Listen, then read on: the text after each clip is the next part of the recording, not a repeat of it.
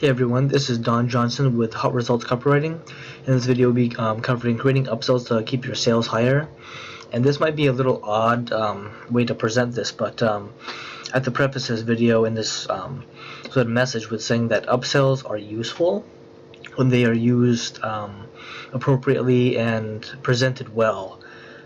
In most of the online communities that I've seen, it gets very questionable where a lot of copywriters, marketers, advertisers, product creators, service providers will have a small sort of product up front, let's say $7 to $10, and then they upsell immediately to something like $30 to $50, and then they upsell immediately to $70 to $100.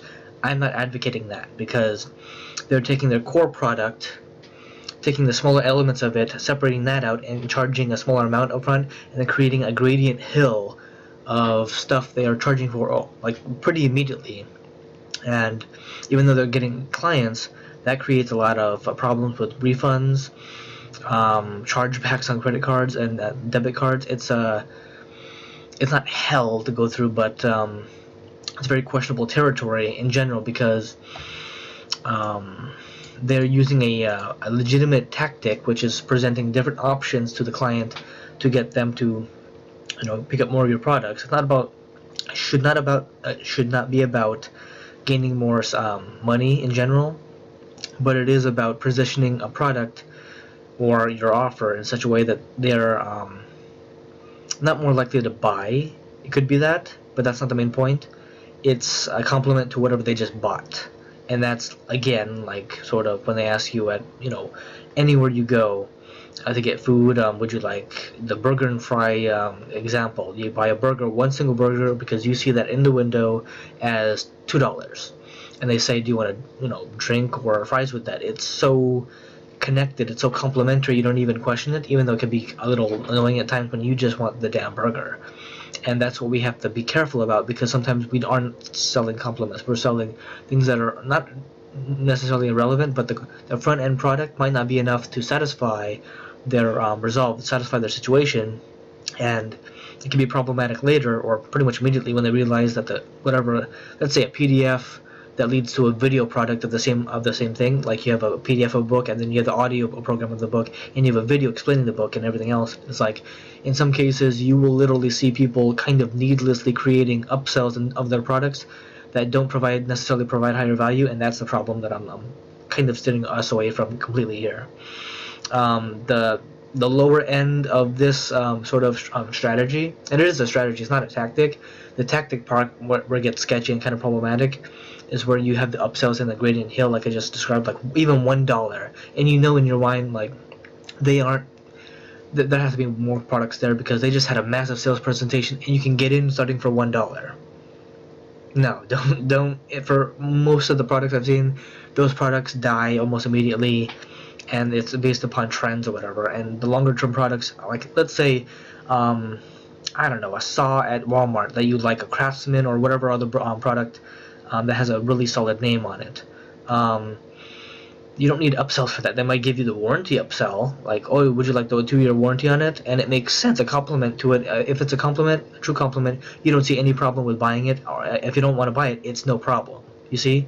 But if they use deceptive tactics to get you to see, damn, I might actually not be satisfied if I don't get that upsell, or I might have an incomplete product. You can't do that. You can't do an incomplete product sequence when you're doing upsells, and that's where people get a lot of refunds, and that's the practical negative of it. That's the practical sort of consequence of it. The real problem there, that people don't like it, and that they'll refund and charge back on your account, and that's not a good thing.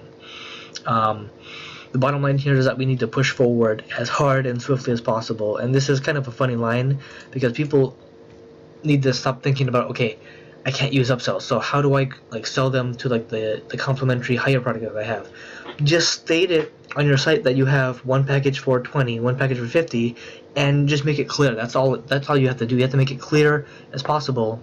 If you really think that your higher package of the product, let's say, I don't know, lotion with lotion and a moisturizer, like you just have 2 pieces of it, state it up front, let them know that you have it, and maybe they won't be pissed off later when they're like, why do they have the product that It's like they get confused almost, saying, okay, I just bought the lotion, then now they're saying they have a moisturizer with a lotion. It's like, I wanted that up front. Like, don't charge me more for it. Like, I wanted that. It can be confusing, and if you piss off your clients, you will not have a good business long term. That's just how it is.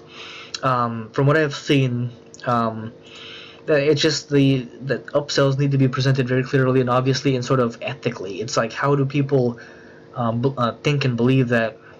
I've literally seen some sales funnels that have like 5 to 9 upsells, like $5 or $1, all the way up to $2,000 for stuff that, like, it's kind of nonsensical in a way, where they start off with like learning how to like get into real estate, and then it's a real estate sort of presentation for $2,000 about whatever.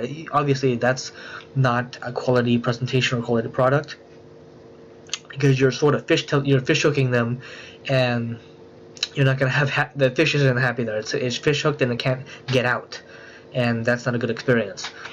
But everything has to be open and kind of clear, so that our customers are left completely satisfied in the long run.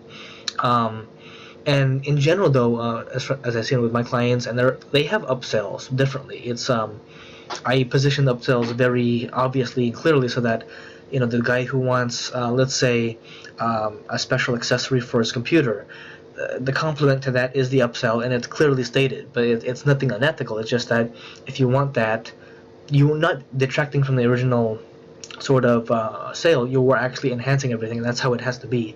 So if you really want a sort of hard-working sales letter that actually gets your clients, to motivate to come back to you for other stuff that you have, without problems long term, reach out and I'll answer your questions or help you to develop something creative, kind of beautiful, meaning your sales copy, and we can work together on something kind of nice together.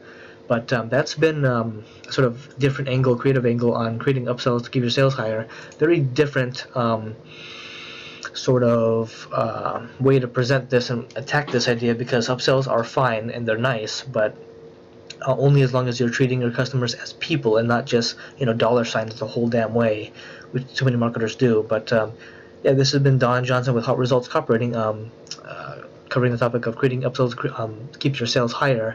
And they do honestly keep your sales higher as long as they're presented well. Sort of, it has to be beautifully done, smoothly and swiftly, is what I like to say. But yeah, that's it. Thank you.